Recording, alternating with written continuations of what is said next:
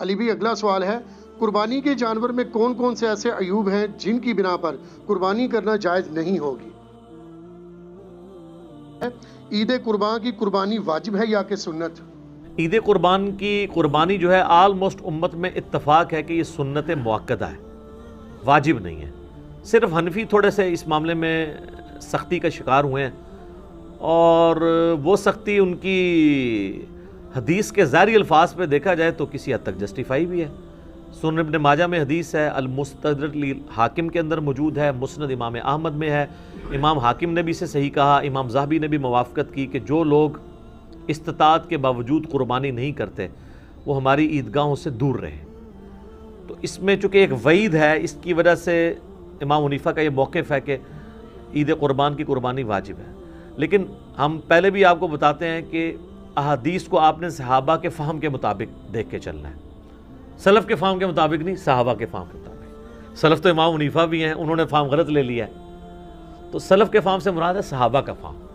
صحابہ کا فہم یہ ہے کہ مصنف عبد الرزاق میں اور سنن الکبریٰ البیہقی کے اندر موجود ہے کہ سیدنا ابو بکر اور عمر رضی اللہ عنہما بعض اوقات جان بوجھ کے عید قربان کی قربانی چھوڑ دیا کرتے تھے تاکہ لوگ اسے واجب نہ سمجھ لیں۔ تو عید قربان کی قربانی سنت ہے، واجب نہیں۔ اہل تشیع کے ہاں بھی یہ سنت ہے، واجب نہیں ہے۔ رہا احادیث میں سے یہ ایک حدیث ہے، اس حدیث کے اوپر بھی ہر صحت پہ اختلاف ہے، بہرحال آلموسٹ حسن درجے کی تو یہ بانی جاتی ہے روایت۔ تو وہ ہے نبی علیہ السلام نے ترغیب دلانے کے لیے، جیسے کئی ایک موقعوں پہ آپ علیہ السلام کا جس طرح فرمان ہے کہ یہود و نصارہ کی مخالفت کرو، داڑھیوں کو رنگو، یہ ترغیب دلانے کے لیے۔ ورنہ تو اس حدیث کو روایت کرنے والے جابر بن عبداللہ اور ان سے بھی بڑھ کے مولا علی علیہ السلام نے داڑھی نہیں رنگی، سفید ہی رکھی ہے، جواز کی حد تک یہ مطلب جائز ہے۔ تو یہ واجبیت کے درجے میں نہیں ہے، سنت کے درجے میں۔ لیکن جس شخص کو اللہ تعالیٰ نے استطاعت دی ہے اسے ضرور قربانی کرنی چاہیے۔ میں یہ باتیں اس لیے نہیں کہہ رہا، اللہ کا شکر ہے کہ میں نے یعنی جب سے اس اعتبار سے یعنی صاحب استطاعت ہوں کہ میں نے خود سے کمانا شروع کیا ہے، یعنی 15 سال سے زیادہ ہو چکے ہیں، تو میری تو کسی سال میں بھی قربانی مس نہیں ہوئی ہے۔ نبی علیہ السلام نے بڑے اہتمام کے ساتھ کیا، حتیٰ کہ آپ صحیح مسلم میں جو آپ کے آخری حج کی حدیث ہے 2950، جس میں آپ کا فرمان ہے کہ میں اپنے بعد تم میں وہ چیز چھوڑ کے جا رہا ہوں جسے مضبوطی سے پکڑ لوگے، کبھی گمراہ نہیں ہوگے، وہ اللہ کی کتاب ہے۔ مسلم میں صرف اللہ کی کتاب کا ذکر ہے۔ سنت والی حدیث حاکم کے اندر ہے، وہ بھی حسن درجے میں۔ اور رہی غدیر خم کی حدیث، وہ تو حجۃ الوداع کے موقع پہ نہیں بلکہ واپسی پہ خم نامی گاؤں میں، وہ مسلم شریف میں 6225 سے 6228۔ تو بخاری مسلم میں جو حدیث ہے 2950 2950 2950 جابر بن عبداللہ سے، وہ بڑی رکت انگیز حدیث ہے۔ جابر بن عبداللہ آلموسٹ نابینا ہو چکے ہوتے ہیں، تو امام باقر ان کو ملنے کے لیے جاتے ہیں، تو ان کو بتایا جاتا ہے کہ حضور کا بچہ ہے آپ کے پاس، امام باقر حضرت حسین کے پوتے، تو وہ ان کو اپنے پاس بٹھاتے ہیں، تو حضرت امام باقر اس حدیث کو روایت کرتے ہیں، اور امام باقر سے امام جعفر صادق نے بیان کیا ہے، اور 2 واسطوں سے امام مسلم نے لی ہے۔ تو امام باقر کہتے ہیں کہ جابر بن عبداللہ میرے یہ سامنے کے بٹن کھولتے ہیں اور میرے سینے پہ یوں ہاتھ رکھتے ہیں اور کہتے ہیں تم میرے نبی کے بیٹے ہو، تم مجھ سے جو پوچھنا چاہتے ہو پوچھو۔ تو وہ کہتے ہیں میں آپ سے پوچھنے آیا ہوں کہ نبی علیہ السلام نے حج کس طرح کیا تھا۔ تو وہ حج کی آلموسٹ 7-8 صفحوں پہ لمبی حدیث ہے، مسلم شریف میں 2950 اور مشکات میں دوسری جلد میں حج کے چیپٹر میں پہلی حدیث یہ ہے نبی علیہ السلام کے حج پہ۔ یہ امام باقر نے روایت کی ہے، ان سے امام جعفر نے سنی ہے، اور پھر بعد میں 2 واسطوں سے امام مسلم نے لی ہے۔ اس میں الفاظ ہیں کہ یمن سے نبی علیہ السلام نے 100 اونٹ منگوائے حجۃ الوداع کے موقع پر، 63 اونٹ آپ نے اپنے مبارک ہاتھوں سے نہر کیے، ایک حج کے موقع پہ 63 اونٹ، اور یہ حضور اپنی طرف سے کر رہے ہیں، اور باقی 37 جو ہیں وہ مولا علی کو کہا کہ تم نے کرنے ہیں۔ تو 63 میں اشارہ تھا کہ آپ کی چونکہ زندگی مبارک کے 63 سال ہیں، آپ نے پورے سال ایک سال کی قربانی ایک ہی دفعہ کی ہے۔ اور اس کے بعد جابر بن عبداللہ کہتے ہیں کہ جب وہ 100 کے 100 اونٹ نہر ہو گئے تو نبی علیہ السلام نے حکم دیا کہ ہر اونٹ میں سے ایک بوٹی لی جائے، اور وہ ساری 100 کی 100 بوٹیاں ایک دیگ میں ڈال کے پکائی گئیں، ہر ایک جانور سے ایک بوٹی لے کے۔ اور پھر جابر بن عبداللہ کہتے ہیں کہ مولا علی نے اور نبی علیہ السلام نے ایک دسترخوان پہ بیٹھ کے تناول فرمایا۔ ٹھیک ہے جی، تو وہ پوری کی پوری حدیث جو ہے نا بڑی رکت انگیز ہے پڑھنے والی۔ نبی علیہ السلام کے آخری حج کا بیان، حجۃ الوداع، تو اس سے بھی یہ یعنی بات پتہ چلی کہ نبی علیہ السلام نے اس سنت کا بڑا اہتمام کیا ہے. لہٰذا اس چکروں میں تو پڑھنا ہی نہیں چاہیے کہ جناب واجب ہے یا سنت ہے. بھائی سنت ہے کریں گے. البتہ یہ ٹیکنیکل بحثیں اس لیے کی جاتی ہیں جب حنفیوں کی طرف سے زیادہ ایمفسائز کیا جاتا ہے اس مسئلے کے اوپر، اور بلکہ وہ تو ایک اور سٹیپ آگے چلے جاتے ہیں. وہ کہتے ہیں گھر میں جتنے لوگ الگ سے بھی صاحب استطاعت ہیں، کسی بیوی کے پاس سونا ہے تو وہ علیحدہ سے اپنی قربانی کرے گی، فلاں کرے گی، اور وہ بہت آگے چلے جاتے ہیں. اس لیے پھر یہ بحثیں جو ہے نا وہ سٹارٹ ہو جاتی ہیں. تو یہ سنت ہی ہے، واجب نہیں ہے، لیکن سنت مؤکدہ ہے، سنت دائمہ، متواتر اور مسلسل بھی ہے. ٹھیک ہو گیا، جزاک اللہ. علی بھی اگلا سوال ہے، قربانی کے لیے صاحب استطاعت ہونے کے اعتبار سے نصاب کیا ہوتا ہے؟ نصاب کے اوپر جی اتفاق ہے. صاحب نصاب وہ ہے جس میں قربانی کی استطاعت موجود ہے. اس کا زکوٰۃ کے نصاب کے ساتھ 52.5 تولے چاندی یا 7.5 تولے سونے کے ساتھ کوئی تعلق نہیں. ایک غریب آدمی ہے، قربانی کے دنوں میں اس کے پاس مال آ جاتا ہے تو وہ قربانی کے اعتبار سے صاحب استطاعت ہے، وہ قربانی کر سکتا ہے. لفظ میں اس لیے بول رہا ہوں چونکہ واجب نہیں ہے. میں یہ نہیں کہوں گا کہ وہ ضرور کرے، پھر تو واجبیت ہو جائے گی نا. تو میں نے آپ کو پہلے اس پہ بحث کر چکا ہوں. تو وہ صاحب استطاعت ہے، ضرور کرے. جہاں ہم اتنے اور خرچے کرتے ہیں تو قربانی کیوں نہ کرے. تو اس کے لیے آپ کے پاس قربانی کا خرچہ ہونا ضروری ہے. علی بھی اگلا سوال ہے، اگر ایک خاندان میں ایک سے زیادہ لوگ مالی طور پر استطاعت رکھتے ہوں تو سب لوگوں کو الگ الگ قربانی دینا ہوگی یا ایک خاندان کی جانب سے ایک قربانی کر دینا ہی کافی ہے؟ بہتر ہے جی سب الگ الگ دیں. دیکھیں یہ فضیلت ہے. ہر بندے نے اپنی قبر میں جانا ہے، وہ اللہ کے حضور کیوں نہ قربانی لے کے جائے. ان صلاتی و نسکی و محیایا و مماتی للہ رب العالمین. رہا شرعی مسئلہ تو یہ ہے کہ ایک خاندان کی طرف سے ایک قربانی کافی ہے.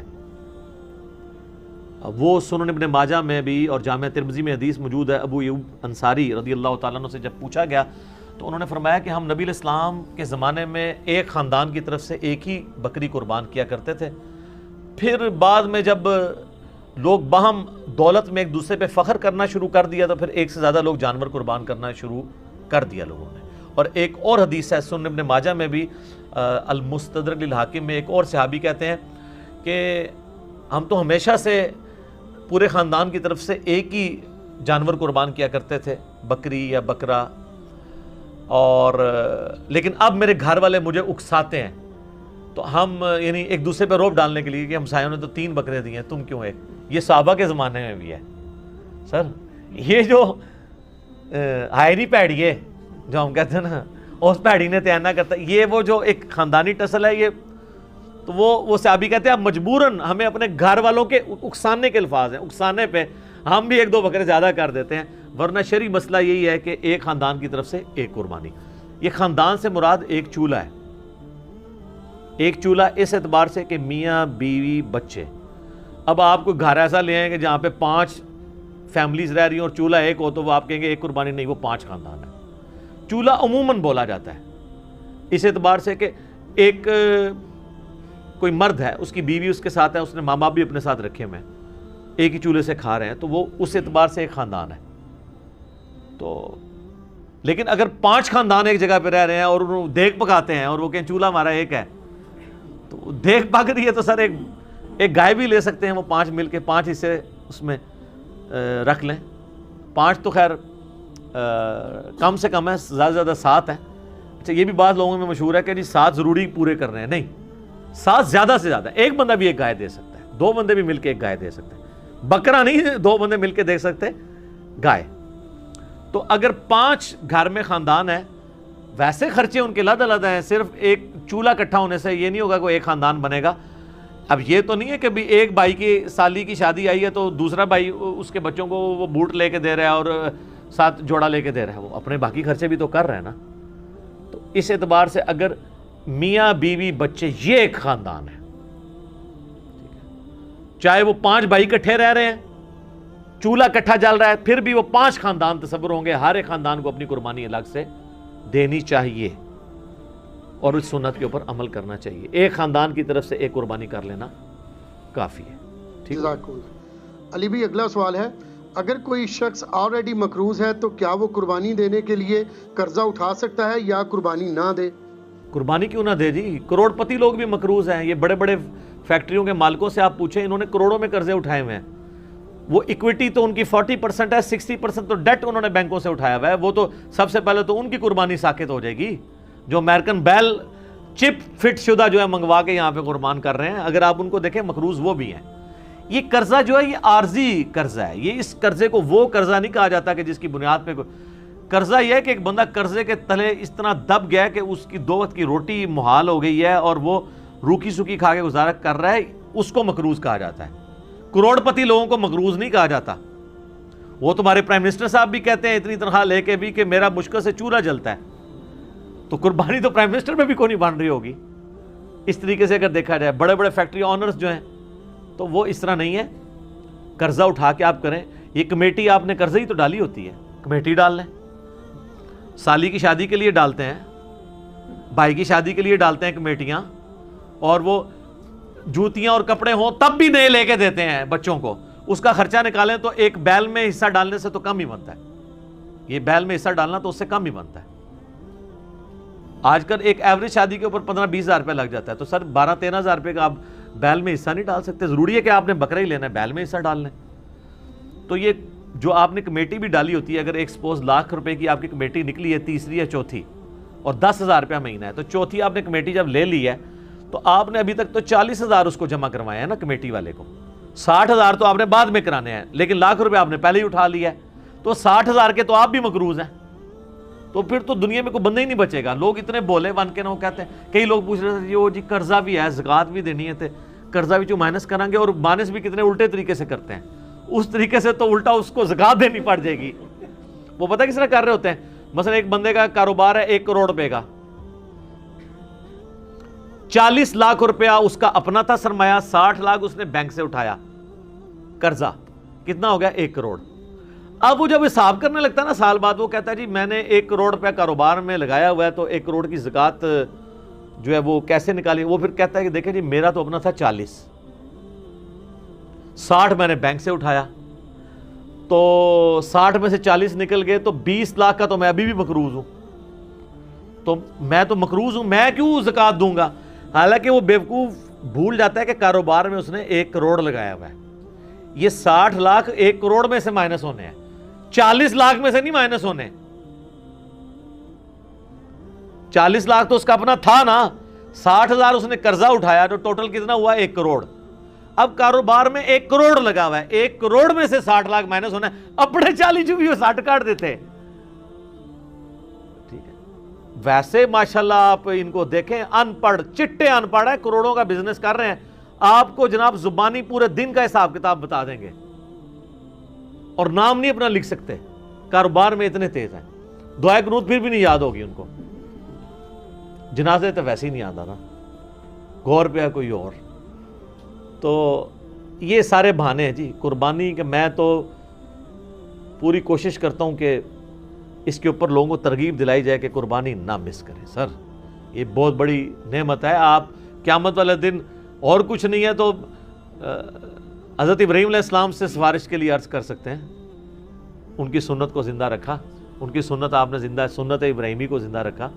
کوئی ایک نیکی اپنے ساتھ رکھیں اور اچھی چیز قربان کریں، ریاکاری کے لیے نہیں. جس طرح وہ یہ بھی دیکھیں آپ، یہ ٹی وی چینلز پہ شروع ہو جائے گا. وہ کراچی میں ایک بندہ ہے، وہ جناب بچپن میں ایک بیل اوپر 3ری منزل پہ 4تھی منزل پہ چڑھا لیتا ہے، پھر وہ کرین آتی ہے اس کو اتارنے کے لیے. اس طریقے سے ایک بندہ ہے وہ جناب امریکن بیل منگواتا ہے، اس میں چپیں فٹ ہوئی ہوتی ہیں. تو اگر یہ وہ اللہ کے لیے اچھا جانور دینا بہت اچھی بات ہے، لیکن اس کی نمائش نہیں ہونی چاہیے. ریاکاری ہوئی تو اعمال برباد ہونے کا خدشہ ہے. مسند احمد میں حدیث ہے، جس نے دکھلاوے کے لیے نماز پڑھی اس نے شرک کیا، حالانکہ پڑھی نماز ہے. دکھلاوے کے لیے روزہ رکھا اس نے شرک کیا، اور دکھلاوے کے لیے اللہ کی راہ میں صدقہ کیا. یہ صدقہ ہی ہے نا اللہ کی راہ میں قربانی کرنا، تو اس نے شرک کیا. اور جو مسلم شریف میں حدیث ہے کہ قیامت والے دن ایک سخی کو، ایک شہید کو، ایک قاری کو بلایا جائے گا. اللہ تعالیٰ تینوں کو اپنی نعمتیں گنوائے گا، تو پوچھے گا تو نے میرے لیے کیا کیا؟ شہید کہے گا یا اللہ جان دے دی، اور کیا کرتا؟ اس سے بڑی کیا بات تھی؟ اللہ کہے گا اس لیے دی کہ لوگ تجھے بہادر کہیں، لہٰذا دنیا میں تیری بڑی تعریف ہوئی ہے، اوندھا منہ کر کے دوزخ میں. سخی کو اللہ تعالیٰ پوچھے گا، کہے گا یا اللہ میں نے تو اتنا کچھ خیرات کیا، میں تو مسجد کی ٹوٹیوں کے اوپر نیم پلیٹ بھی لگوائی کہ فلاں سیٹ صاحب نے یہ وضو خانہ اور ٹائلٹ بنوایا ہے، اور بھی تو یقین نہیں آتا بریکٹائچ. تو اللہ تعالیٰ بھائی گا یہ تو اس لیے کہا کہ لوگ اس تیری تعریف کریں، کر لی گئی، جا دوزخ میں تم، میرے پاس کوئی اجر نہیں. اور اس طریقے سے قرآن کے قاری کو کہا جائے گا تو نے اس لیے کیا کہ لوگ تیری تعریف کریں، تو بہت بڑا لامہ ہے. تو تجھے دنیا میں لوگوں نے ماشاءاللہ اتنی مدہ ذلہ دامت برکاتم عالیہ اور حافظہ اللہ، آیت اللہ، یادگار اسلاف نہ لکھا کرو. مطلب پتا کیا ہے کہ جڈا وڈا فراڈیا ہے نا، یہ اسلاف بھی ایڈے وڈے فراڈیے سن، یہ انہوں نے یاد ہی تازہ کر رہے ہیں نا. یہ تو اتنا خطرناک جملہ ہے نا لکھا کرو. میرا دماغ ہوئے پاسے ٹوٹ جاتا ہے کہ یار یہ یادگار اسلاف اگر یہ ہے تو یہ مطلب ہے جو میں سوچتا ہوں کہ پچھلے بھی یہی کچھ کرتے رہے ہیں اور یہ انہی کی یاد تازہ کر رہا ہے، تو یہ مطلب یہ انہی کی جائز روحانی اولاد ہے. یادگار اسلاف نہ لکھا کرو، ٹھیک ہے، اگر اسلاف کو آپ نے بچانا ہے تو. اور یہ باتیں کرنا صرف آسان ہے، دین کے اوپر چلنا بڑا مشکل کام ہے. اچھا، بعض لوگ ہیں گھر میں موٹا گوشت کھانے کو عیب اور گالی سمجھتے ہیں، اور جب قربانی کا موقع آتا ہے تو وہ بڑے گوشت میں حصہ ڈال دیتے ہیں پیسے بچانے کے لیے. تو چاہیے یہ ہے کہ پھر جو اگر آپ چھوٹے گوشت کو پریفرلی گھر میں کھاتے ہیں، صرف چھوٹا گوشت جو کھا رہے ہیں، میں ان کی بات کر رہا ہوں، جو مکس کر کے کھا رہے ہیں ان کی نہیں بات کر رہا، تو آپ کو پھر قربانی بھی چھوٹے گوشت کی ہی دینی چاہیے. لن تنالوا البر حتى تنفقوا مما تحبون. تم کبھی بھی نیکی کے اعلیٰ درجے کو نہیں پا سکتے جب تک کہ پسندیدہ چیزیں اللہ کی راہ میں خراب نہ کرو. ویسے موٹے گوشت سے آپ گن کھائیں اور کہیں جی ساڑھے گھر سے پکدہ ہی چھوٹا ہے. جو قربانی دی واری آئے تھے وہ جناب موٹے گوشت کا حصہ 13,000 روپے کا بن رہا ہے اور بکرا جو ہے وہ آ رہا ہے 30,000 روپے کا. ادھر جناب تمہیں یاد آ جا رہی کہ وہ جی ابراہیم علیہ السلام جڑے نا وہ بھی بنایا بچڑا لائے سن فرشتے واسطے، تے موٹا گوشت تے سنت ابراہیمی ہے. ٹھیک ہے سر، بڑا گوشت سنت ابراہیمی ہے اور چھوٹا گوشت سنت محمدیہ ہے صلی اللہ علیہ وآلہ وسلم. بخاری مسلم میں حدیث شفاعت جو ہے وہ سٹارٹ ہی اس سے ہوتی ہے کہ نبی علیہ السلام کے سامنے دستی کا بکری کا گوشت رکھا تھا، آپ وہ ساتھ ساتھ کھا رہے تھے اور آپ نے شفاعت والی حدیث بیان کی کہ قیامت والے دن سب کے سب لوگ پہلے حضرت آدم کے پاس جائیں گے. وہ حدیث کا آغاز ہی بخاری مسلم کا اس سے ہوتا ہے. اور اس سے یہ بھی ثابت ہوا کہ کھانا کھاتے ہوئے گفتگو کرنا سنت ہے، لیکن یہ اس میں احتیاط بھی ہے. بعض لوگ بہت بڑے بڑے نوالے لیتے ہیں، ساتھ گفتگو کرتے ہیں، بعض کا سانس کی نالی میں چلا جائے نا تو لگ پتہ جانا جائے. یہ جو منع کرتے ہیں نا لوگ کھانا کھاتے ہوئے بولنا نہیں چاہیے، یہ کوئی شرعی مسئلہ نہیں ہے، بلکہ اس لیے کہا جاتا ہے کہ وہ کھانا کھاتے ہوئے بعض اوقات وہ سانس کی نالی میں چلا جاتا ہے. اور آپ کو پتہ ہے یہ جینون بیماری بھی ہے بعض لوگوں کو. میں کئی ایسے لوگوں کو جانتا ہوں جن کو معدے کا ایشو ہے نا، ان کو ڈاکٹرز نے باقاعدہ کہا ہوا ہے کہ آپ نے کھانا کھاتے وقت نا صرف کھانا کھانا ہے، نہ باتیں کرنی ہے، نہ ٹی وی دیکھنا ہے، اور آپ نے اپنے ذہن میں حاضر کرنا ہے کہ آپ کھانا کھا رہے ہیں، کیونکہ دماغ کے سگنل پھر وہ ایسے چلیں گے کہ آپ کا خوراک کی نالی میں نہیں جائے گا. یہ جینون پرابلم ہے. سوال ہے، جانوروں کی کون سی سپیشیز یعنی اقسام ہیں جن کی قربانی دی جا سکتی ہے اور ان جانوروں میں کتنے لوگ شریک ہو سکتے ہیں؟ 4 قسم کی سپیشیز ہیں جی جس کے اوپر اتفاق ہے. جو سورۃ الانعام میں اللہ تعالیٰ نے 8 جانوروں کا ذکر کیا ہے جوڑوں کی فارم میں، تو وہ ٹوٹل 4 جوڑے بنتے ہیں. سورۃ الانعام کے اندر ہے بہیمۃ الانعام، بے زبان مویشی.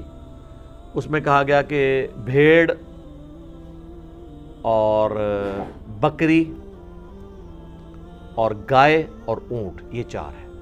باقی وہ جو مینڈا ہے وہ بھیڑ والی کیٹیگری میں فال کرتا ہے.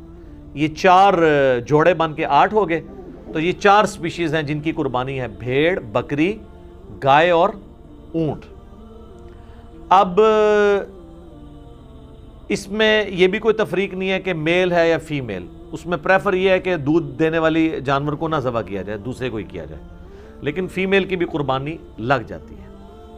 تو یہ 4 اقسام ہیں، اور اس میں سے بھیڑ اور بکری جو ہے وہ ایک ایک بندے کی طرف سے یا ایک ایک خاندان کی طرف سے ہوگی.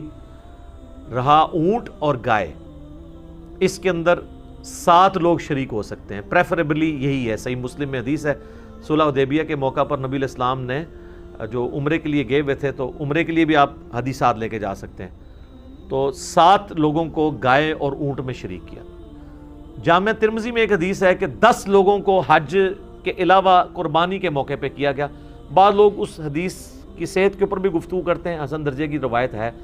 باقی احتیاط اسی میں ہی ہے کہ 7 حصے والی بات ہی پریفریبل ہے. شیعہ کے ہاں بھی جو اونٹ اور گائے ہے اس میں 7 حصے ہیں. مسلم شریف میں بھی 7 حصوں کا ذکر ہے، 10 بھی جواز کی تک موجود ہیں. اور یہ 7 حصے زیادہ سے زیادہ ہیں، 5 بھی رکھ سکتے ہیں. 5 بندے مل کے بھی ایک بیل رہ سکتے ہیں.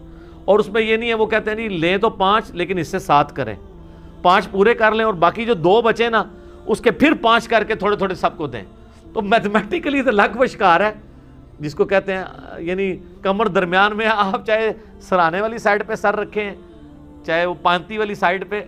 لیکن یہ حنفی آپ چلے جائیں, یہ جو کچھ کر رہے ہوتے ہیں وہ باقاعدہ 5 اگر لوگ شریک ہیں تو وہ کہتے ہیں نہیں اس سے 7 ہی ہوں گے, 5 دیے جائیں گے اور جو باقی 2 بچیں گے وہ اس کے پھر 5 کر کے دیے جائیں گے. تو آپ ٹوٹل کی 5 کر لیں. اور اس میں بعض لوگ ہوشیار بننے کی کوشش کرتے ہیں کہ تھوڑا سا کوئی امیر آدمی ہے نا تو وہ اچھا گوشت اپنی طرف لے جاتا ہے. یہ نہیں ہونا چاہیے, وہ ایکولی گوشت ڈیوائیڈ ہوگا. یہ نہیں ہے کہ ایک صرف گول بوٹی لے جائے گا, دوسرا صرف ہڈیاں لے کے چلا جائے گا, تیسرا صرف چربی اس کو دے دی جائے گی. نہیں, برابر ڈیوائیڈ. اور یہ یعنی انتظامیہ کی ذمہ داری ہے. بکری اور گائے, بکری اور بھیڑ یا دمبا, یہ ایک ایک خاندان کی طرف سے یا ایک ایک فرد کی طرف سے, اور گائے اور اونٹ میں 7 خاندان یعنی 7 افراد, وہ جو ہم پہلے ڈسکس کر چکے ہیں کہ خاندان کی طرف سے قربانی کافی ہے تو وہ اس میں شریک ہوں گے. ٹھیک ہو گیا, جزاکم اللہ. علی بھی اگلا سوال ہے, قربانی کے جانور کی کم از کم عمر کتنی ہے؟ قربانی کے جانور کی عمر کا تو اس طریقے سے ذکر نہیں ہے. صحیح مسلم میں حدیث ہے کہ قربانی صرف مسنہ کی ہوگی. مسنہ کہتے ہیں دوندا جانور جس کے 2 دانت نکلے ہوئے ہوتے ہیں. اب بکری یا بکرا جو ہے یہ 1 سال گزارنے کے بعد دوسرے سال میں دوندا ہوتا ہے, 14 مہینے میں یا 16 مہینے میں. گائے جو ہے وہ 2 سال گزارنے کے بعد تیسرے سال میں جا کے مسنہ بنتی ہے. اونٹ جو ہے وہ 4 سال گزارنے کے بعد 5ویں سال میں مسنہ ہوتا ہے. اس میں نشانی یہ ہوتی ہے کہ آپ اگر اس کا منہ کھولیں نا تو سینٹر میں 2 بڑے دانت آپ کو اوپر نکلے ہوئے نظر آتے ہیں. اب جن لوگوں کو عموماً پہچان نہیں ہے نا تو وہ تو اگر کوئی موٹا تازہ کھیرا بکرا بھی ہو یعنی جو دوندا نہیں ہے, اس کے سائڈ والے دانت اگر توڑ دیے جائیں, سینٹر میں 2 دانت رکھے جائیں تو اس کو دوندا کر کے کوئی بیچ دے, لادہ بات ہے. وہ تو سائز ہی بہت بڑا فرق ہوتا ہے. جو عام جو سال والا جو بکرا ہے یا جو دوندا نہیں ہوا ہوا اس کے تو چھوٹے چھوٹے دانت ہوتے ہیں, یہ تو 2 بڑے دانت نکلتے ہیں نیچے کی سائڈ پہ, وہ آپ یوں کر کے دیکھ سکتے ہیں. تو کم از کم مسنہ ہونا چاہیے اور پریفریبل بھی یہی ہے. بعض اوقات 4 سال کا بھی ہوتا ہے تو 4 اس کو چوگا کہہ دیتے ہیں, 4 دانت نکلے ہوئے ہیں, وہ پریفریبلی نہ ہوتا, اس کا گوشت اتنا اچھا ہوتا ہے. بہترین جانور جو ہے وہ دوندا جانور ہے جس کے 2 دانت نکلے ہوئے ہوں, یہ اس کی عمر ہونی چاہیے. باقی جو کہتے ہیں نا جی یہ پکا کھیر ہے, وہ ہے حدیث مسلم شریف میں, اسی میں آگے الفاظ ہیں کہ مسنہ کی قربانی کرو اور اگر تمہیں جانور نہ ملے تو جزع 1 سال کا بھی کفایت کرے گا. جزع کہتے ہیں بھیڑ یا دمبا جو 1 سال کا ہو. اور امام ترمذی بھی اس حدیث کو لے کے ہیں, نیچے انہوں نے کمنٹس کیے ہیں کہ اس میں بکری یا بکرا شامل نہیں ہے, صرف بھیڑ اور دمبے کے لیے ہے کہ وہ 1 سال کا بھی چل جائے گا, وہ بھی اس صورت میں اگر کسی کو مسنہ دوندا جانور نہ ملے. کیونکہ جزع کا لفظ مینڈے کے اوپر, بھیڑ کے اوپر, دمبے کے اوپر بولا جاتا ہے, بکرے کے اوپر, بکری کے اوپر نہیں بولا جاتا, نہ گائے کے اوپر. چاہے وہ جتنی مرضی کو موٹی تازی گائے ہے یا کوئی بیل ہے اور وہ نہیں ہے دوندی تو یا دوندا, تو آپ اس کی قربانی نہیں کر سکتے. نشانی اس کے دانتوں کا چیک کرنا ہے. سال عمر کہتے ہیں جی پکا سال کا, یار ہمیں پتہ ہے سال کا ہے. سال کے بعد تو کوئی بکرا جو ہے نا وہ دوندا ہوتا ہے. عموماً تو یہ 14ویں 13ویں 14ویں مہینے میں جا کے, بعض 15ویں مہینے میں جا کے اس کے 2 دانت نکلتے ہیں. یہ سال والا کنسیپٹ ہی غلط ہے. سال میں تو دوندا ہوتا ہی نہیں ہے جانور. سال کا کنسیپٹ اس حدیث میں جزع کے لیے تھا. جزع, جیم ذال عین اور اینڈ پہ ہا آپ کہہ لیں یا تا کہہ لیں, اور وہ ہے بھیڑ, دمبا اور مینڈا. بکری, گائے, اونٹ اس میں شامل نہیں. ٹھیک ہو گیا, جزاک اللہ. علی بھی اگلا سوال ہے, کیا اونٹ اور گائے میں 10 لوگ بھی شریک ہو سکتے ہیں؟ پریفریبل تو یہی ہے کہ 7 لوگ شریک ہوں. اس پہ میں نے کافی تحقیق کی ہے. اہل تشیع کے ہاں بھی 7 ملتا ہے, ہمارے ہاں بھی اہل سنت میں صحیح مسلم میں حدیث ہے صلح حدیبیہ کے موقع پر نبی علیہ السلام نے گائے اور اونٹ میں 7 لوگوں کو شریک کیا. البتہ ترمذی میں ایک روایت ہے کہ عید قربان کے اوپر 10 کو شریک کیا. بعض محدثین کہتے ہیں کہ عید قربان پہ 10 شریک ہو سکتے ہیں لیکن حج کی قربانی میں 7 سے زیادہ لوگ شریک نہ ہوں. تو بہتر یہ ہے کہ اس کو 7 تک ہی رکھیں. 7 والا قول ہی زیادہ مضبوط ہے. 10 بھی کو کر لیتا ہے اس کے اوپر فتویٰ نہیں لگاتے, اور یہ زیادہ سے زیادہ ہے 7 حصے. 5 بھی ہو سکتے ہیں, 3 بھی ہو سکتا ہے, ایک بندہ بھی ایک گائے دے سکتا ہے. زیادہ سے زیادہ 7 ہے. ٹھیک ہو گیا؟ صحیح. علی بھی اگلا سوال ہے, کیا 2 بھائی مل کر ایک بکرا قربان کر سکتے ہیں؟ 2 بھائی مل کے ایک بکرا نہیں قربان کر سکتے, کیونکہ 2 خاندان الگ ہے نا. 2 بھائی مل کے ایک بیل تو دے سکتے ہیں کہ اس میں 2 حصے رکھ لیں. 7 تو زیادہ سے زیادہ ہے نا, 2 بھی رکھ سکتے ہیں, آدھا اس کا آدھا میرا. لیکن بکری میں 2 نہیں نہ شریک ہو سکتے, کیونکہ ایک پوری جان آپ نے ایک خاندان کی طرف سے دینی ہے بکرے کی کیس میں, کیونکہ اس میں تو حصہ ہی ایک ہوتا ہے. تو 2 بھائی مل کے ایک بکرا نہ دیں, بلکہ وہ بکرا خریدنے کی بجائے وہ بکرے کے رقم آدھی کر لیں, تو 2 بھائی جو ہے وہ کسی تیسرے بندے کے بیل میں 2 حصے ڈال سکتے ہیں, اپنا اپنا حصہ ڈال دیں. تو اس طرح کر لیں, بکرے میں 2 بھائی شریک نہیں ہو سکتے. ٹھیک ہو گیا؟ جزاک اللہ. علی بھائی اگلا سوال ہے, کیا بھینس یا بھینسے کی قربانی دینا بھی جائز ہے؟ اچھا, بھینس کے بارے میں اکثر پوچھ رہے ہوتے ہیں نا, وہ لوگ پوچھ رہے ہیں کہ انہوں نے خود بھی کبھی بھینس کی قربانی نہیں دی ہوتی. قربانی تو ہمیشہ بھینسے کی ہو رہی ہوتی ہے, کٹے دی تو کہتے ہیں نہیں پوچھے نہیں بھینس کی قربانی ہو جاتی. بھینس کی کون قربانی کرتا ہے؟ بھینس تو دودھ دے رہی ہوتی ہے. یہ جو پوچھ بھی رہے ہوتے ہیں ان کو کہ ذرا منڈی میں بھینسیں آئی ہوتی ہیں بکنے کے لیے یا بھینسیں آئے ہوتے ہیں؟ پہلی تو یہ پھکی ہے, جو پوچھے نا بھینس کی قربانی ہوتی ہے ان کو جی بھینس دی تو تسی بھی نہیں دیں دے. یہ حنفی پوچھ رہے ہوتے ہیں نا بھینس حلال ہے حرام ہے. تو میں نے بہت پہلے ایک ویڈیو ریکارڈ کروا دی ہے, گھوڑا, بھینس, کینگرو, مرغی, انڈا, اس کے اوپر ایک ایک چیز میں نے کلیئر کی ہے. اور میں نے اس میں بتایا کہ آپ مجھے پہلے فقہ حنفی میں بتایا نا کینگرو حلال ہے یا حرام ہے. تو امام حنیفہ نے تو کینگرو دیکھا ہی نہیں, ان کو تو پتہ ہی نہیں تھا. ظاہر اس زمانے میں تو آسٹریلیا کہاں تھا, آسٹریلیا تو زیادہ منظر عام پہ آیا جب یہ برٹن امپائر تھی, انہوں نے وہاں پہ جا کے وہ اپنے جو بھی ایک عیاشی کا اڈا بنایا تھا, تو آسٹریلیا تو اس وقت سامنے آیا تو کینگرو لوگوں کو پتہ چلنا شروع ہوا. پہلے لوگوں کو تو کینگرو کا پتہ ہی نہیں تھا. تو وہ آج کے دور کا مسئلہ ہے. تو بھینس کے بارے میں آپ کتاب الاجماع جو ہے آپ اٹھائیں, پہلے 300 سال میں کتاب لکھی گئی ہے, اس کا اردو میں ترجمہ بھی ہو چکا ہوا ہے. اس میں باقاعدہ لکھا ہے کہ اس بات پہ اجماع ہے کہ بھینس جو ہے وہ گائے کے حکم میں داخل ہے اور یہ بہیمۃ الانام میں آتی ہے. تو ہمیں جو لغت کے لوگ ہیں یہ بتاتے ہیں کہ گائے اور بھینس ایک کیٹیگری میں فال کرتے ہیں, اگرچہ یہ اسپیشیز ڈیفرنٹ ہیں, لیکن اگر آپ اسے دقت نظر سے دیکھیں تو یہ ایک ہی جانور کی 2 اسپیشیز ہیں. عرب کے اندر گائے پائی جاتی ہے, ہمارے یہاں پہ بھینس پائی جاتی ہے. اچھا, بھینسیں صرف ہمارے علاقے, آپ مصر میں چلے جائیں وہاں پہ بھی بھینسیں بہت ہیں. تو بھینس جو ہے وہ گائے کے حکم میں داخل ہے, اور بھینس کی قربانی کا مسئلہ تو پھر حل ہو گیا. ویسے تو اس میں حنفی تو قائل ہیں بھینسے کی قربانی کے. اہل حدیث میں 2 گروہ ہیں, کچھ کہتے ہیں کر لیں, کچھ کہتے ہیں نہ کریں, اس لیے کہ یہ ان 4 بہیمۃ الانام میں نہیں آتے جس کا ذکر سورۃ الانعام میں آیا ہے, بکری, بھیڑ اور گائے اور اونٹ. چونکہ گائے کا ذکر آیا تو گائے کی اسپیشیز میں یہ چیز داخل ہے. بھینس, جاموس اسے کہا جاتا ہے عربی میں, البقرہ اس کے لیے یہ جاموس ہے. تو جاموس اسی کیٹیگری میں فال کرتی ہے. لہذا میرا بھی یہی خیال ہے کہ بھینس کی قربانی بغیر کسی کراہت کے, یا بھینسے کی قربانی کہنا چاہیے, وہ گائے اور بیل کی قربانی کی کیٹیگری میں فال کرے گی اور اس میں کوئی حرج نہیں ہے. باقی جس کو کوئی زیادہ تقوی کا حیض ہے وہ بچنا چاہتا ہے ضرور بچے, کسی اور کے اوپر فتویٰ نہ لگائے. میں جن دنوں میں یہ کہتا بھی تھا کہ بہتر ہے کہ اس کی نہ دیں, میں اس وقت بھی یہی کہتا تھا. 2012 میں میری ایک ویڈیو ریکارڈ ہوئی تھی قربانی کے اوپر, مسئلہ 52, اس میں نے کہا تھا کہ ہم فتویٰ کسی پہ نہیں لگاتے, اگر کوئی دینا چاہتا ہے بھینس کی قربانی ضرور کرے. باقی پریفریبل ہے, بعض لوگ اس میں آرگومنٹ کرتے ہیں, میں نے بھی کیا تھا کہ ہرن کو ہم بکری کی کیٹیگری میں لا کے, پھر ہرن بھی بہیمۃ الانام میں آتا ہے, کیونکہ اس کے بھی وہ پتہ نا پاؤں کے کھر کٹے ہوئے ہوتے ہیں. یہ بہیمۃ الانام کی نشانی ہے کہ وہ 2 کھر یوں کٹا ہوا ہوتا ہے, کٹ والا پاؤں ہوتا ہے ان کے. تو بعض گھوڑے کا پوچھ رہے ہوتے ہیں, گھوڑا اس میں نہیں آتا کیونکہ اس کے پاؤں کٹا ہوا نہیں, ویسے گھوڑا حلال ہے, اس میں علیحدہ سے حدیثیں موجود ہیں. تو کہتے ہیں پھر کل کو ہرن کی بھی وہ قربانی کرے گا. بھئی ہرن بہیمۃ الانام میں آتا ضرور ہے, لیکن اس کیٹیگری میں جو قرآن میں 4 آئے ہیں اس میں نہیں آتا.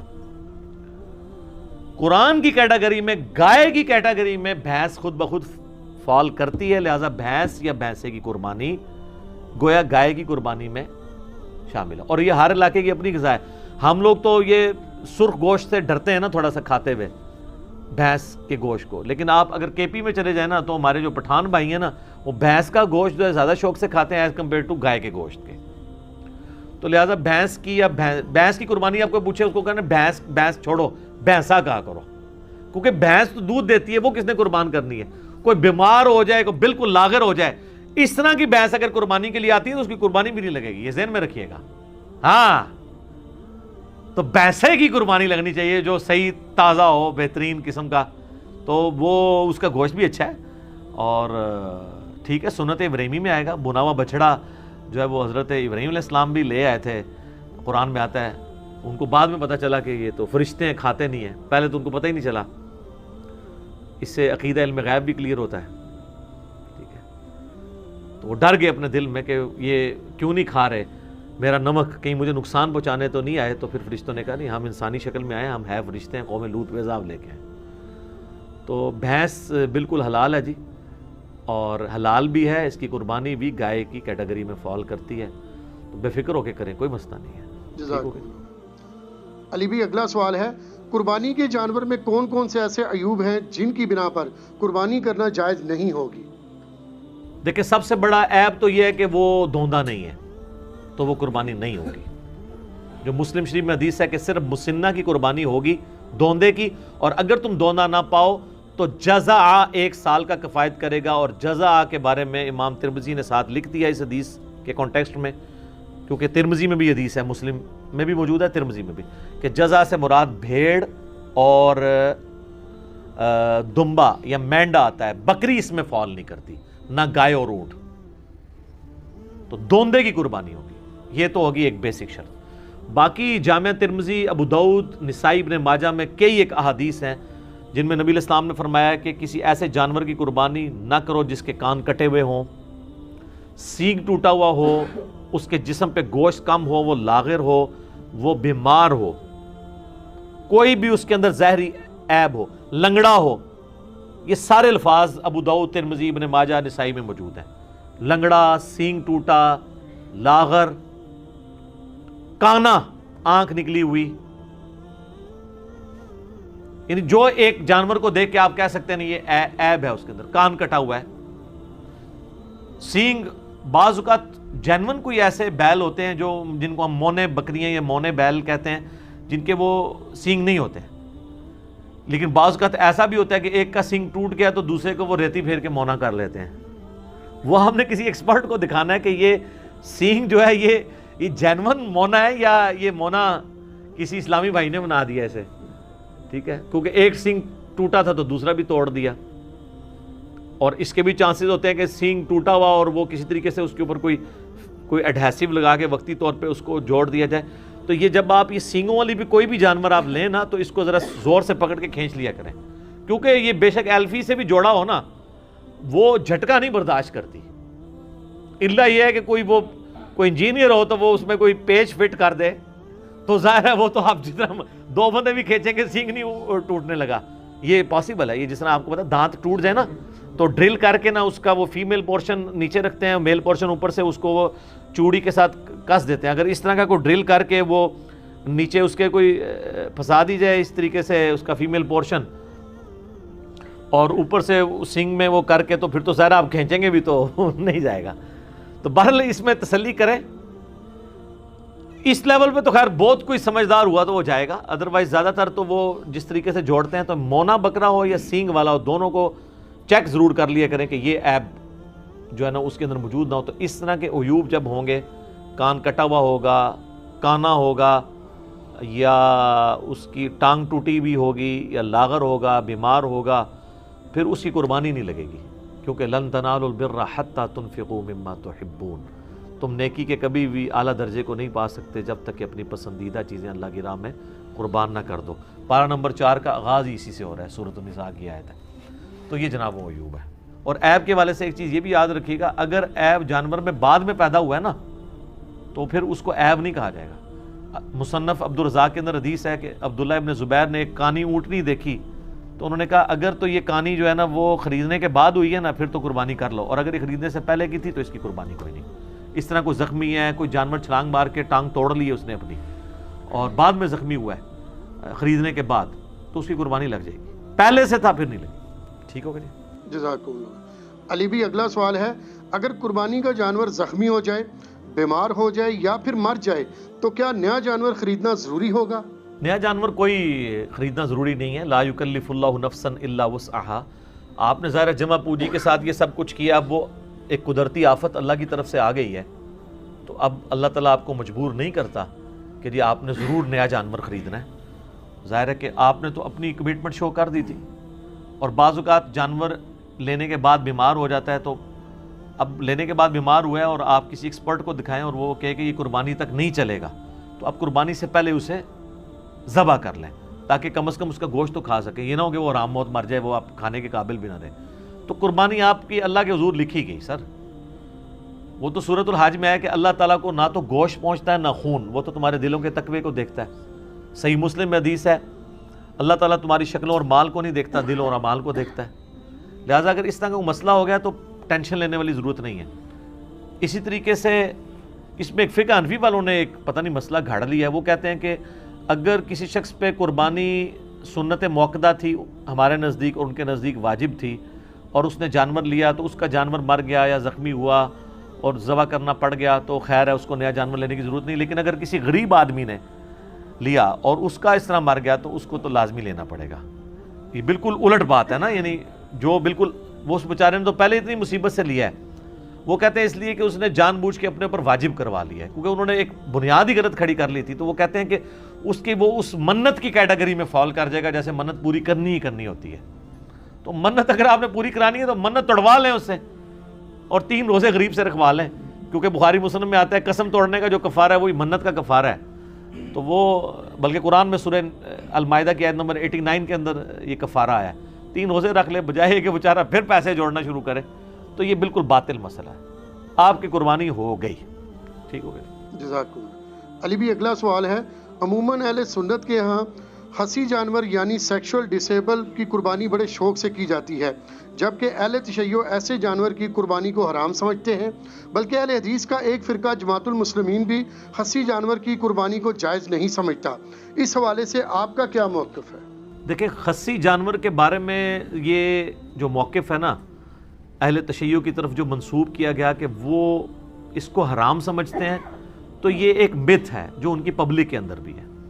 آپ محقق شیعہ علماء سے پوچھیں تو شیعہ علماء کے اندر ان کے پرانے بزرگوں میں بھی 2 رائے پائی جاتی ہیں.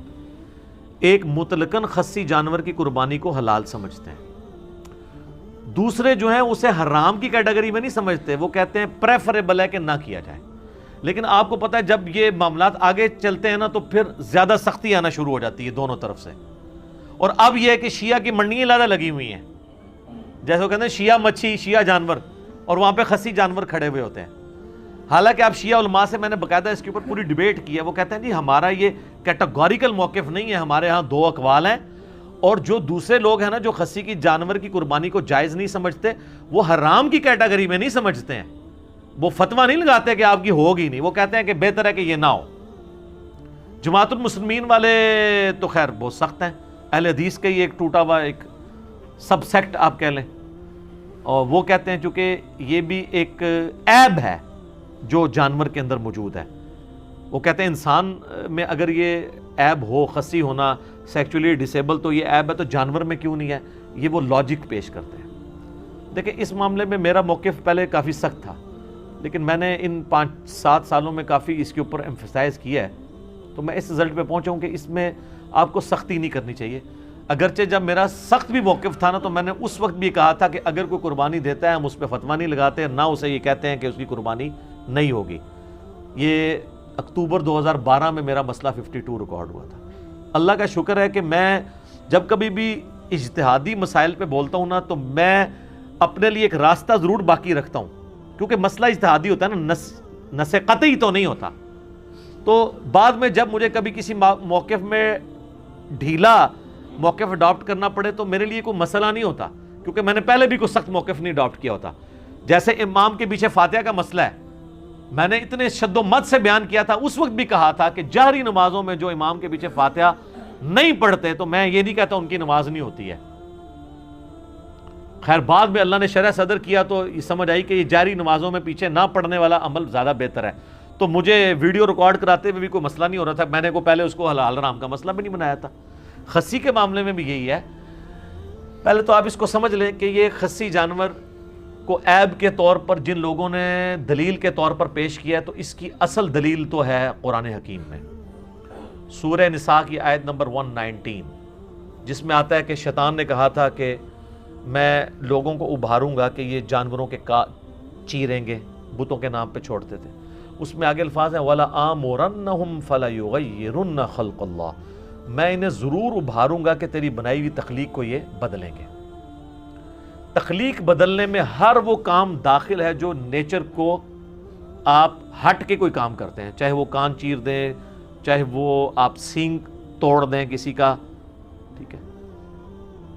اور اسی کیٹیگری میں تفسیر تبری، جو اہل سنت کی پہلی تفسیر ہے ابن جریر تبری کی، انہوں نے اسی آیت کے کانٹیکسٹ میں لکھا ہے صحیح سند کے ساتھ کہ انس ابن مالک کہا کرتے تھے ابو صحاب، یہ رسول ہیں، سنی شیعہ سے بلند ہیں وہ، کہ جانور کو خصی کرنا اس کی تخلیق کو بدلنا ہے۔ مصنف عبد الرزاق میں، المصنف ابن ابی شیبہ میں، سنن الکبریٰ البیہقی میں، سر ان 3 کتابوں کے نام یہ رٹ لیں آپ، یہ 3 کتابیں جس میں آپ کو صحابہ اور تابعین کے اعمال اور افعال مل جائیں گے۔ مصنف تو کہتے ہی اس کو ہیں جس میں کثرت کے ساتھ صحابہ اور تابعین کے ہوں۔ مصنف ابن ابی شیبہ، مصنف عبد الرزاق اور سنن الکبریٰ البیہقی، اس میں آپ کو کئی تابعین کا ملے گا کہ وہ جانور کو خصی کرنے کو حرام سمجھتے تھے، اور کئی کہتے تھے یہ جواز کی حد تک ٹھیک ہے۔ امام احمد بن حنبل سے مسائل احمد ان کی کتاب ہے جس میں ان کے فتاوی ہیں، ان سے پوچھا گیا تو وہ کہتے ہیں میں اللہ سے امید کرتا ہوں کہ خصی جانور کی قربانی درست ہوگی، وہ بھی کانفیڈنس سے نہیں کہتے۔ رہے ہمارے اہل سنت میں تو وہ ایک حدیث کو لے کے پھر رہے ہیں جو سنن ابی داؤد میں، اور روایت تو ضعیف ہے، کہ نبی صلی اللہ علیہ وآلہ وسلم نے 2 چتکبرے سینگوں والے مینڈے، کالا چٹا یعنی ان کے اوپر وہ بنے ہوئے تھے نشانات، وہ قربان کیے جو خصی بھی تھے۔ یہ ابو داؤد میں حدیث ہے۔ اس کا ایک حصہ تو صحیح مسلم میں ہے کہ آپ علیہ السلام نے 2 چتکبرے مینڈے سینگوں والے قربان کیے، اور آپ نے ان کو پہلو کے بل لٹا کے ان پہ پاؤں رکھ کے بسم اللہ واللہ اکبر تکبیر پڑھ کے ان کو ذبح کیا۔ اور مسلم شریف میں الفاظ ہیں، آپ نے ساتھ یہ بھی کہا اللہم تقبل من محمد و آل محمد و امت محمد، اے اللہ اسے قبول کر لے محمد، آل محمد اور امت محمد کی طرف سے صلی اللہ علیہ وآلہ وسلم اجمعین۔ تو اس حدیث کہ یہ الفاظ تو بخاری مسلم میں ہے، یہی حدیث ابو داؤد میں آتی ہے نا، اس میں خصی کے الفاظ بھی ہیں کہ 2 سینگوں والے چتکبرے اور خصی، لیکن وہ روایت ضعیف ہے، اس میں محمد بن اسحاق مدلس ہیں اور ان سے روایت کر رہے ہیں اور سما کی تصریح نہیں ہے۔ اس لیے یہ حدیث مشکات میں جب آئی ہے نا، 1461 نمبر ہے مشکات میں، 1461، اس کے فٹ نوٹ پہ شیخ زبیر صاحب نے لکھا ہے اس حدیث کے کانٹیکسٹ میں کہ یہ حدیث جو ہے وہ ضعیف ہے خصی والے الفاظ کے ساتھ، باقی سارے الفاظ ثابت ہیں۔ لہذا وہ زبیر صاحب کا جو پرانا کوئی حکم کہ یہ ابو داؤد میں لگا ہوا تھا نا، تو اس کو آپ چینج سمجھیں، وہ انوار الصحیفہ کے اندر جو سنن اربعہ کی تحکیم ہے اس میں بھی انہوں نے اس کو ضعیف کہا ہے، تو یہ حدیث تو ہے ضعیف۔ اب یہ محمد بن اسحاق تو مشہور مدلس ہے، اور اہل حدیث کے ہاں تو یہ مدلس ہونے کی وجہ سے ان کی روایت جو ہے ضعیف ہے، جو مسلم کے مقدمے میں ہے کہ مدلس کی ان والی روایت سما کی تصریح کے بغیر ضعیف ہے۔ رہے حنفی تو حنفیوں کے ہاں تو محمد بن اسحاق ویسے ہی ضعیف راوی ہے، وہ کہتے ہیں صرف اس کی تاریخ میں باتیں لی جائیں گی کیونکہ امام المغازی ہے، سیرت ابن اسحاق پہلی سیرت کی کتاب یہی لکھی گئی ہے، انہوں نے ہی لکھی ہے، یہ تابعی ہیں، انس ابن مالک کے شاگرد ہیں۔ سیرت ابن شام اس کی تلخیص کی گئی ہے بعد میں امام ابن شام نے۔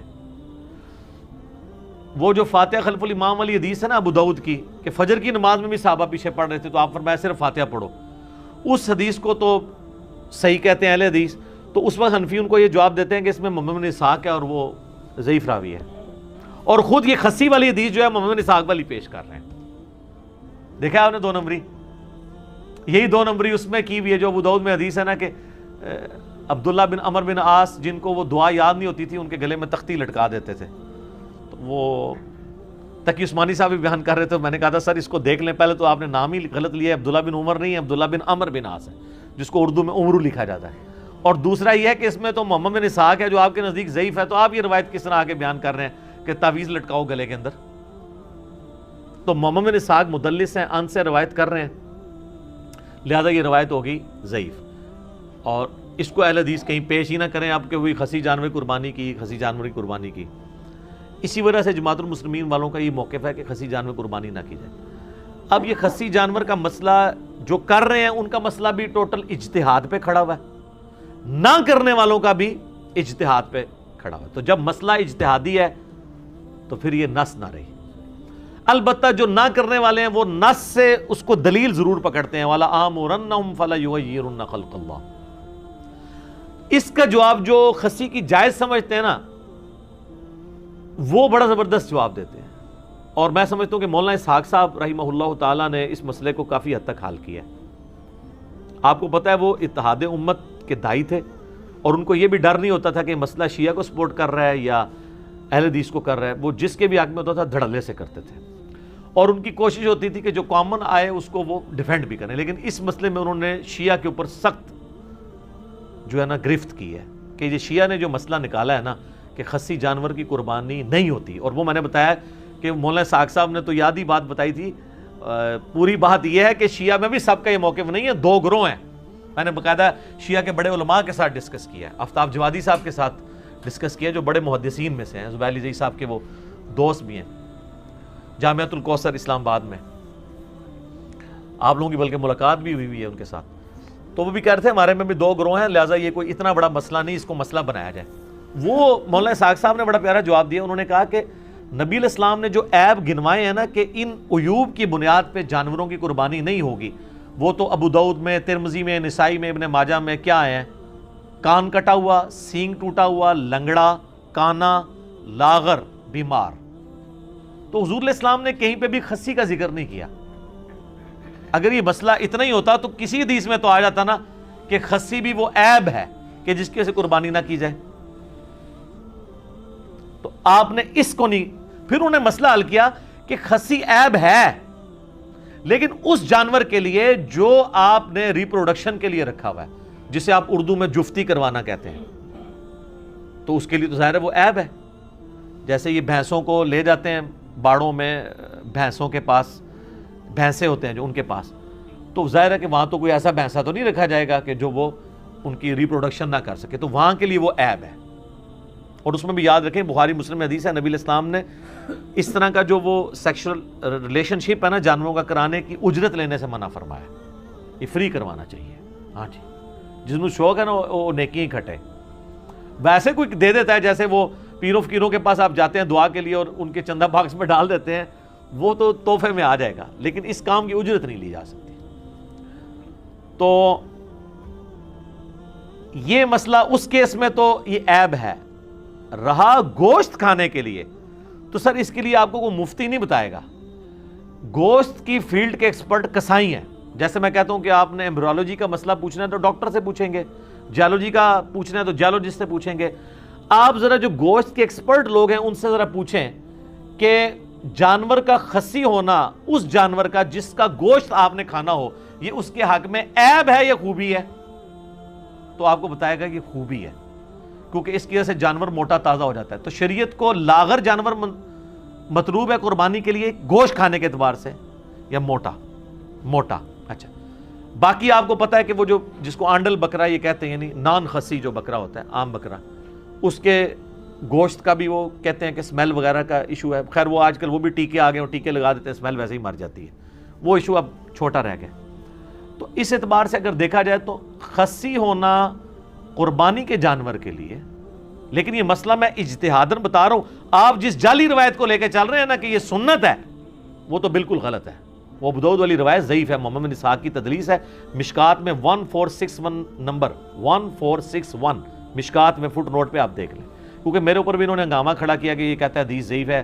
بھائی تو پڑھو تو صحیح نا، مگر حدیث کی کتابیں کھولو، وہ کہتے ہیں ابو داؤد میں تو شیخ زبیر علی زئی صاحب نے حسن لکھا ہے، وہ سر پرانا ہے، شیخ زبیر صاحب نے اپنی وفات سے پہلے جو فائنل تحکیم ہے وہ مشکات میں لگائی ہے، کیونکہ یہ 2013 میں پرنٹ ہوئی ہے، اور انوار الصحیفہ سنن اربع کی ضعیف حدیثوں والی کتاب علیحدہ سے چھپ چکی ہے، وہ ہماری ویب سائٹ اہل سنت پاک.com سے ڈاؤن لوڈ کریں، یہ روایت ضعیف ہے۔